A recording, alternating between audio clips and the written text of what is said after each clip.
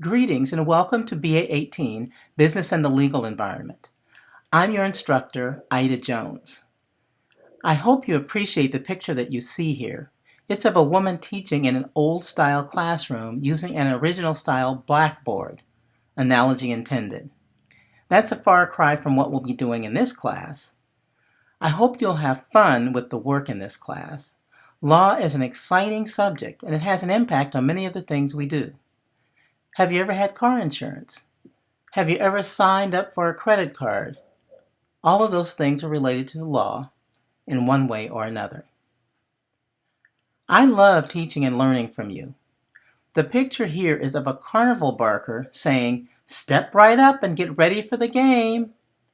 While this class isn't a game, I hope you'll find time to relax and enjoy the course as we go along. I myself am a lifelong learner. I enjoy learning about lots of new things. I've taken MOOCs on a variety of subjects, including science of the brain. Now I'm taking classes to learn how to speak Spanish and on creating art. They're fun, although I do have a lot to learn. And although I don't have time to learn as much as I'd like, I do think it's a game to try to learn as much as possible. That's the reason for the game showing here on this picture with the words, "Learning, the ultimate game where you never run out of levels." I think that's pretty funny. You may have heard the expression, "Curiosity killed the cat." I'm glad I'm not a cat because I'm very curious. I love to learn about how things work and how they don't work. I'm on a lifelong adventure where I know there's no top level or end of the line when it comes to learning. I also like thinking about how things change.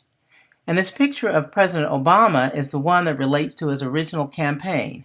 He ran on a platform of change. So I like changing how I teach a course, what supplemental material I use, and what assignments I give. So that's the fun, and I never get bored.